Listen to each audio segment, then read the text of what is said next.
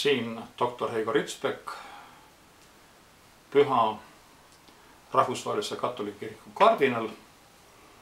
Taas jätkame meie loenguid kirikust ja ikka veel peatume armulaua teemal. Luuka 22, 19 ja 20 on meile kirjutatud ja ta võttis leiva, tänas ja murdis ja andis neile öeldes, see on minu ihu, mis teie eest antakse.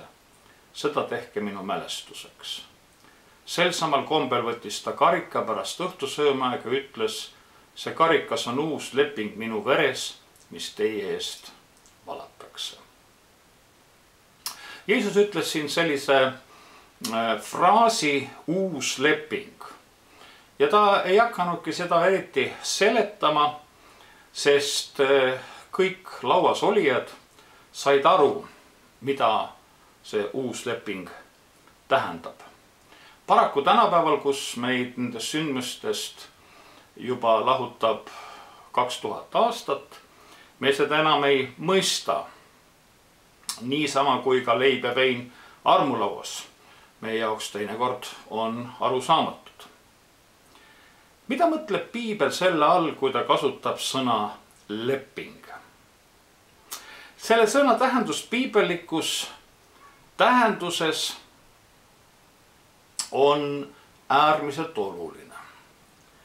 Võiks öelda, et paljuski terve Piibel põhineb lepingul. Ja võiks isegi ka nii öelda, et me ei mõista Piiblit üldse, kui me ei mõista terminit leping ja selle tähendust. Kui räägime Vanast Testamendist ja Uuest Testamendist, siis me võiksime rääkida, võiks sünonüümidena öelda vana leping ja uus leping. Ja isegi mõningates Piibli tõlgetes, näiteks Ameerikas välja antud Revised Standard Version, on isegi tiitellehtedele ka nii kirjutatud. Ja vana lepingu raames me teame Noa lepingut, Abrahami lepingut, Siinai lepingut, Taaveti lepinguid. Ja Piiblis on mitmeid lepinguid ja igaüks neist viib meid järgmise lepingu juurde. Aga me teame ju seda üle kõige, et evangeelium on uus leping. See on armuleping, kui me võiksime nii öelda. Jumal on kõikidele rahvastele tutvustanud lepingu printsiipe. Kui me ka antropoloogide poole pöördume, siis me näeme, et maailmas ei ole ühtegi rahvast kunagi olnud, kes ei ole lepingu printsiipi mõistnud. Kui me ütleme, et Jumal õpetas inimesi lepingust sõlmima, siis on tegelikult see vari sellest, mida jumalikult leping tähendab. Leping on tegelikult ju see sama, mis näitab meile, kuidas me koos elame. Eesti keeles sõna leping on teatud probleem, sest leping tähendab nii kontrahti või kontrakti, aga inglise keeles ütleme, see on eristatus, kas on covenant, tavaleping või contract. See on siis see tavaleping, covenant on siis see erakordne leping. Kontrakt on juriidiline dokument ja lõpeb ka sellega, aga see covenant on selles mõttes, et ta loob inimeste vahelise suhte. Me oleme kindlasti kuulnud selliseid fraase, eesti keeleski veri on paksem kui vesi, araablaste hulgas veri on paksem kui piim ja nii edasi, kus inimeste vahelised suhted, lähedaste suhted on väga olulised ja need on ka arusaadavad. Aga tänapäeval isegi, kui me läheksime Aafrika mõningate džunglirahvaste juurde, või vähemalt ka mõned põlvkonnad tagasi või kuskile Amazonasesse, siis me näeme, kuidas lepingulisse vahekorda astuti. Tavaliselt astus suurem juht või suurem kuningas väiksema kuningaga või väiksema juhinga lepingulisse vahekorda ja see oli oluline viis edasi eksisteerimiseks ja edasi elamiseks. Oletame, et seal on suguharu A ja sina kuulud suguharusse B. ja oletame, et suguharu B on nõrgem, võib-olla isegi palju nõrgem. Ja siis suguharu A saadab oma esindaja suguharu B juurde sõnumiga, et me tahaksime omavahel lepingu sõlmida. Kõigepealt on muidugi see suguharule B suur au. Ja et selline suur suguharu A soovib üldse nendega lepingut sõlmida. Kuidas see praktiliselt välja nägi? Lepitakse kõigepealt kokku siis suurem lepingu tegemise päev. Ja selleks on mõlemalt poolt vaja ühte isikut. Nii suguharust A kui ka suguharust B. Neid nimetatakse lepingu esindajateks. Me ei saa teha lepingut niimoodi, et kõik inimesed tulevad ja teevad seal lepingu. See oli mitte nii, et tullakse kokku selline tavaliselt suurele väljakule, kus ühes otsas on üks suguharu, teises otsas teine suguharu ja kõik suguharu liikmed tulevad kokku. Ei, suguharu A ja suguharu B saadavad sinna keskele, väljaku keskele oma ühe esindaja. Ja see üks esindaja on kvintessents terves sellest suguharust. Kui see inimene meie B suguharust või see inimene sealt A suguharust tuleb sinna keskele, siis ta ei ole mitte ainult üks inimene, vaid endast ta väljendab tervet seda suguharu. Ja isegi võib öelda, et see üks inimene ongi see suguharu. Ja selles ühes inimeses see üks suguharu sõlmib lepingu nüüd selle teise suguharuga. Ja siis loomulikult kõik vaatavad pealt seda lepingu sõlmimist. Ja kindlasti järgmine asi, mis on vaja lepingu juures, on ohver. Me vajame seda sümboli pärast, aga sellepärast, et sellesse lepingusse peab olema haaratud veel keegi kolmas. Lepingu sõlmijad siis ühes suguharust üks inimene, teises suguharust teine, aga see peab olema veel see kolmas. See on nagu lepingu tunnistaja. Tavaliselt oli see noor härg või mõni muu loom. Ja nüüd tuleb väga tõsine ja väga oluline osa.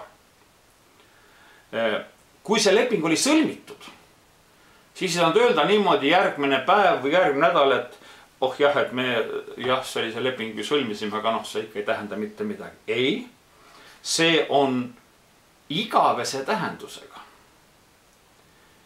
Ja see härg tapetakse ära.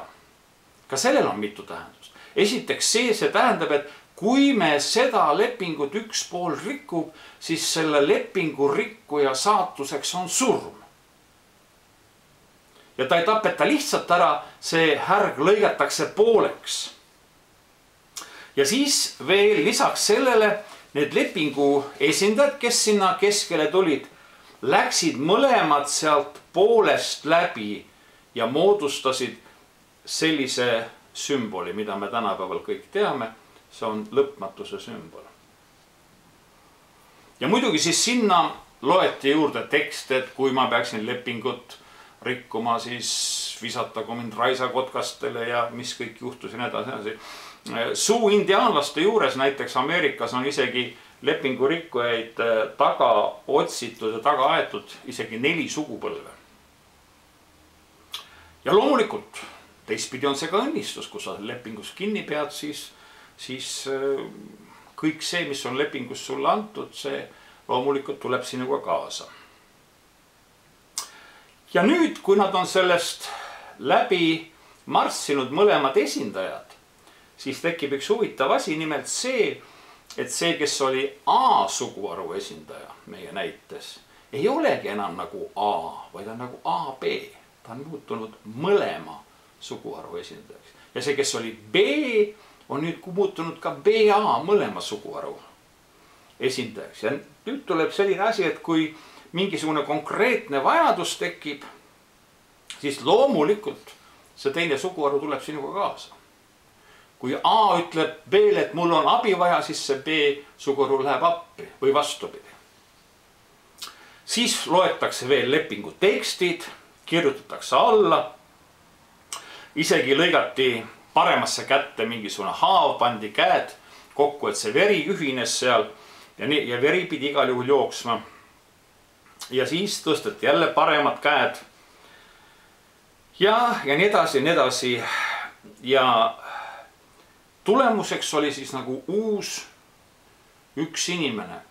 Kui see lepingu esindaja tuli tagasi oma suguharu juurde, siis ta oli ikka seesama inimene, aga see 1 + 1 võrdus 1-ga.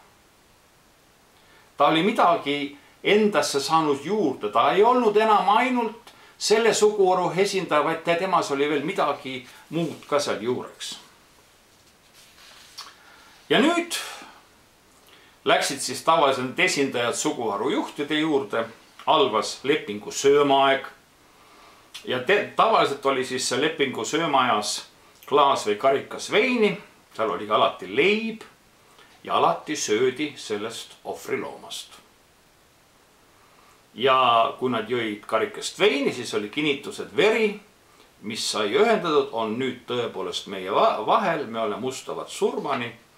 Ja kui me sööme sellest ohvriloomast, ei söö mitte üksteisest, vaid ka sellest jumalikust jõust või kõrgemast jõust, kes on tunnistajaks olnud sellele lepingu sõlmimine. Nii et sellist lepingu sõlmimise praktikat oli olemas terves maailmas ja see ei olnud midagi uut ühegi rahvase juures. Kui nüüd Jeesus ütleb oma jüngritele, see on uus leping, nad saavad sellest aru. Ja Vana-testamendi lepinguid teati samuti. Jeesus ütles uus leping. Jumal oli astunud lepingusse inimkonnaga juba alguses. Me teame seda 1. Moosese 15. Abrahamiga leping ja sealt käib ka see loomatükkide vahelt läbi käimine ja mitmed need elemendid, mida ma just eelnevalt räägin, Siinai leping ja nii edasi, nii edasi, nii edasi. Ja Paasa lepingu ajal tuletage meelde, kuidas uksepiidad tulid verega katta. Igaüks pidi sellest läbi minema, 2 vereseinast nagu läbi minema, istuvad maha kõik ja mida nad teevad, siis söövad talle liha. Selles söömises osalesid kõik. Me teame, et Siinal sõlmitud leping varises kokku ja tegelikult nagu lepingus murdmist sellist asja nagu olemas ei saaks ollagi. Näiteks Ameerika indiaanlaste keeltes ei olegi lepingu murdmise kohta sõnu olemas enamikes keeltes. Ja kui nüüd valge mees indiaanlastega lepingu sõlmis, siis oli indiaanlaste aru saamata, kuidas on üldse võimalik lepingut murda. Jeremia 31 öeldakse, päevad tulevad, kus ma teen uue lepingu. Ja ka Jeremia kuulutab seda siis Jeruusalemmas, aga Hesekiel sõjavangina Paabelis on seda sama kuulutamas. Ja loomulikult siin on need tuntud tekstid, uus süda ja uus vaim ja nii edasi. Ja 500 aastat juudi rahvas ootab siis uut lepingut. Ükski teine prohvet enam sellest ei räägi. Ja siis ülemises toas Jeesus ütleb, võtab leiva, murrab täna, paneb jüngritele, võtab karika, ütleb, see karikas on uus leping minu veres. Esimest korda mainib nüüd Jeesus seda. Ja need tema koos olevad jüngrid teavad, et nüüd saab midagi olulist juhtuma. Tõepoolest, Jeremia on seda kuulutanud ja nüüd saab see täituma. Ja selles mõttes on see lepinguline osadus väga suure tähtsusega. Aamen.